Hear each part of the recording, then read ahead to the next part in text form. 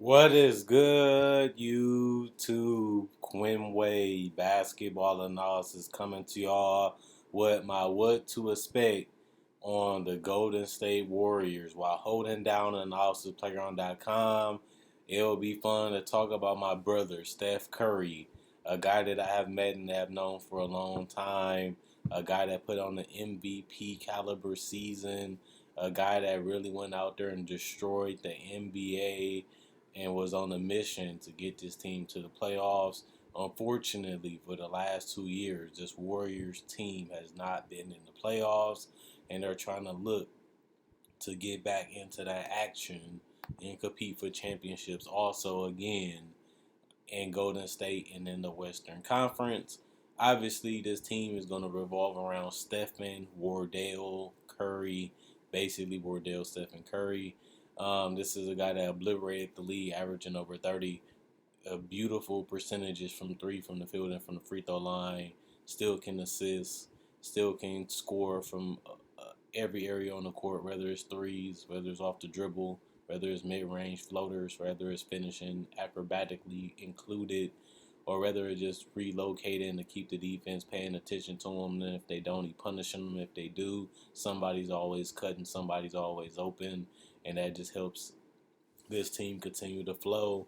And they changed this offense throughout the season and made adjustments because of their talent. And they also became more defensive focused last year. I think that'll be a great way for them to start off this season, especially if they're trying to be the best team version of themselves. But they still do have a lot of players that they got to integrate. They still got a lot of players that they're going to have to put in this system around Draymond Green and Steph Curry until Klay Thompson comes back. But like I always say, we don't know what Klay is going to be defensively. We don't know what Klay is going to be offensively because he's been off basketball for 2 years and is going to be coming back around Christmas time. And that'll be almost in the middle of the season. And we don't know where this team is going to be at record wise. Neither do we know what he's going to do and how he's going to impact this team when he comes back. And is he going to be a shell of himself? And how bad will he be on both ends of the court, but it's still better than having him not play at all. And I think that Klay will definitely help just by being Klay, a guy that you respect and a guy that you know that can still make a shot, especially left wide open or when his confidence is going, can still be dangerous. We just have to see him get all back, and it's going to take months to be able to do it. But that's going to be the biggest change of this team identity during that part of the season, going from not having Klay to putting them back into the system. Draymond Green is also a key. He drove KD away, but he still was in the Defensive Player of the Year conversation, still was a good playmaker for this team, if not the best one on the team. Still set good screens, still was an anchor defensively, telling guys where to be at, being a mentor, blocking shots, getting steals, and literally sometimes carrying the offense when it comes to trying to make sure the right guys have the ball and everybody's moving even on offense. So he became a floor general whether he has the ball or not, and that's something that he had to do more of once Klay went down. Andre Iguodala, he's back. He's a defensive menace, not where he was defensively, and that includes offense. But he still is a guy that you know will compete, a guy that you know will fit, and a guy that ain't gonna make any excuses. You know when he's on the court, and he's gonna be a mentor, and he's gonna make sure people are feeling and being on the same page throughout the team. Jonathan Kaminga is going to be one of their big pieces, a guy that not really known as a shooter, but can get to the basket and finish, whether that's laying it up, floating it up, or dunking the basketball. Not really known as a great defender at this point in his career, so that could be a problem learning that in, like we've seen with James Wiseman and every other rookie in the league, just being terrible defensively, especially if they don't have the proper spacing. He can struggle too because he's more of a forward than a three because of that fact that he can't shoot consistently from three or mid range or even have a legitimate go to shot outside of footwork. So it's going to be interesting to see how they incorporate him into the team. But I can still see him being a good starter for them or a potential good backup and it just depends on who's injured, who's available, and what type of Klay Thompson and how they need to bring him along.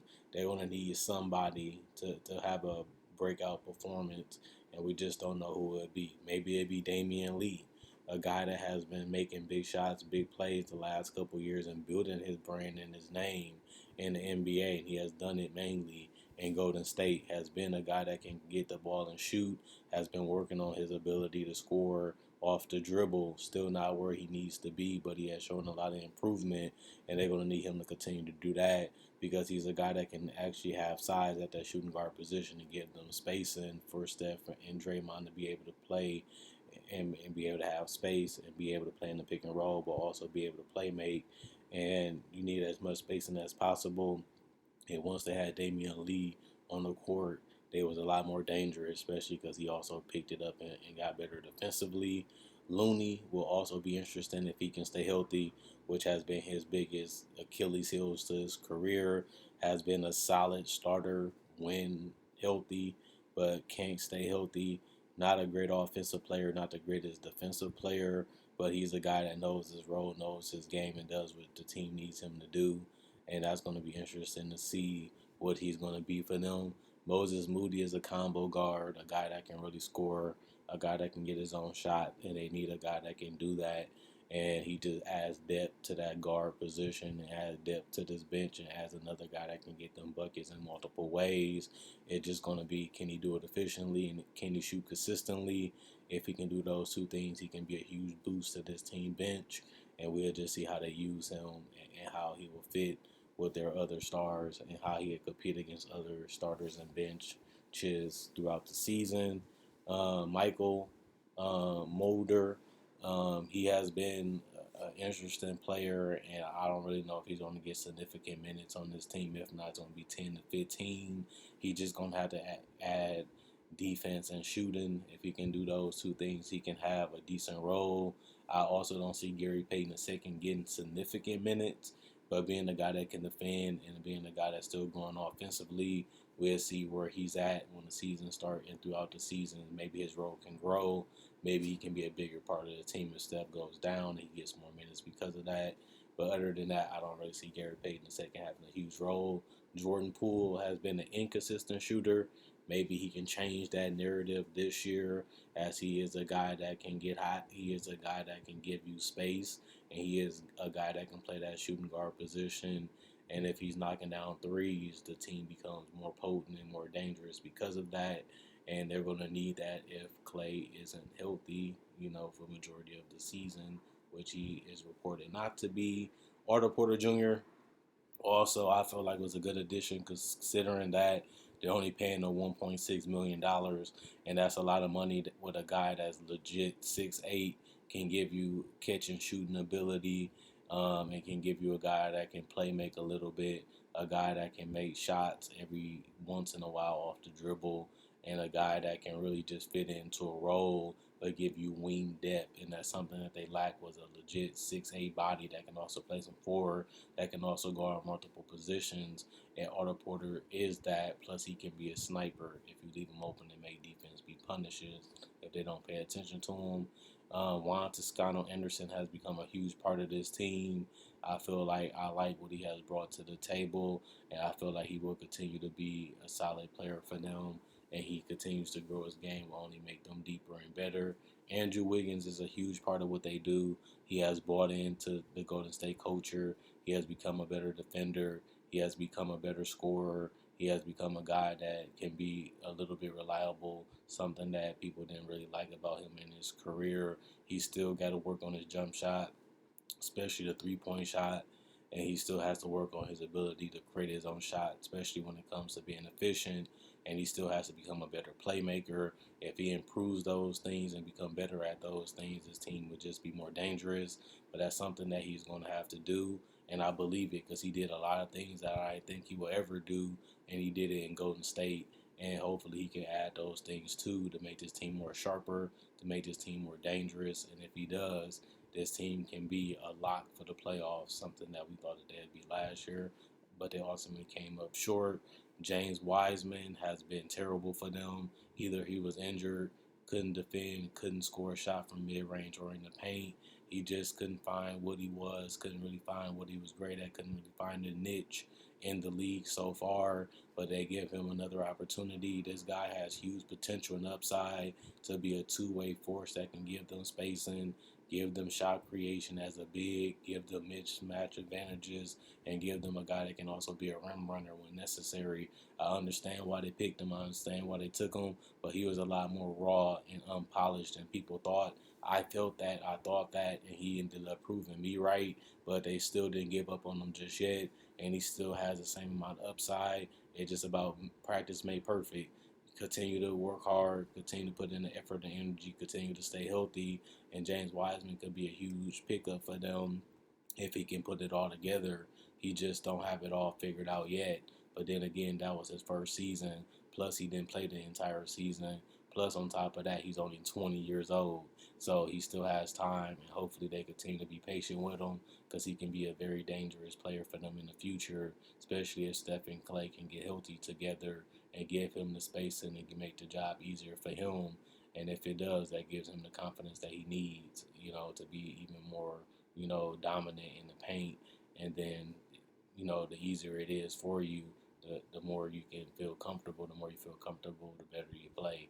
And Jordan Bell and Chris Chioza is not on the roster, but they also bring Bielitsa in to give them a stretch four that can give them spacing. What this all boils down to is this team literally playing defense. This team can score. This team can shoot. This team can literally light you up. We've seen that throughout the season where they can go 2-3 shots and be up by 5, 6, 7, 8, 9, or 10, and they still been able to do that even without Clay. They just haven't been able to do it consistently. And once they start adding in their defense the last couple months, that's when they become the best version of themselves. And if they can do that from the start, Steph continues to play at the MVP type level that he has played at last year.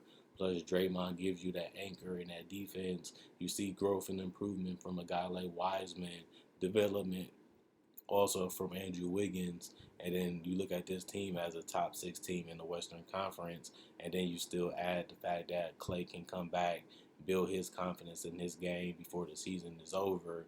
Then you can look at a team that could be very scary in the playoffs, that can make a run to the Western Conference Finals if everything clicks right, everything hits right, and guys are making shots and plays. Or you can look at this team that can be a play-in team, or you can look at this team to be a team that can make it to the first or second round and be exited just because the West is that good and that deep when it comes to teams being at the same level as this Warriors team. But what it all boils down to is what Clay's going to be, what Steph's going to be, and if Steph can stay healthy. And if that's the case, they have a chance to beat anybody, especially with the fact that I like this team talent-wise. They have more bigs, they have more wings, they have more versatility and more athleticism that they didn't have the last couple of seasons before. And now it's just about putting it together, but they're going to rely on a lot of mistakes from their young players, and that could cost them games, that can cost them wins. And we've seen that the last 2 years too, when they didn't even make the playoffs. So that's a reason why they can be a play-in team. Guys not ready, guys not prepared, guys can't contribute consistently, and that can be a thing that can really hurt this team from really reaching contender status.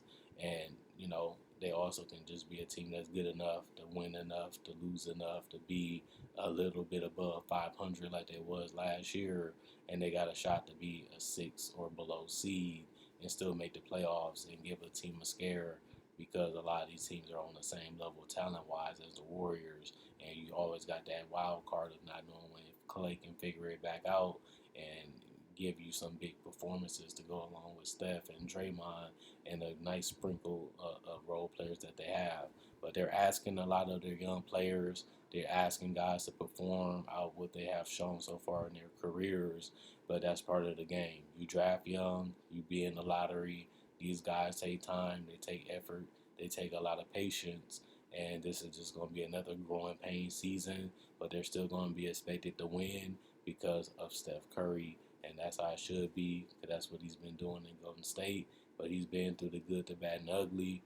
Now he's going through the ugly, but now it's time for them to start going back to the top, and we'll see if they're able to do it. But other than that, that's what I have. I expect them to be a play-in team, and that's about it. I don't see them as a championship team. I don't see them as a legitimate contender. I see them as a good team to great, and that's what I expect from them this season. Other than that, see y'all tomorrow. Hope you guys enjoyed the video. Going away, basketball analysis signing out.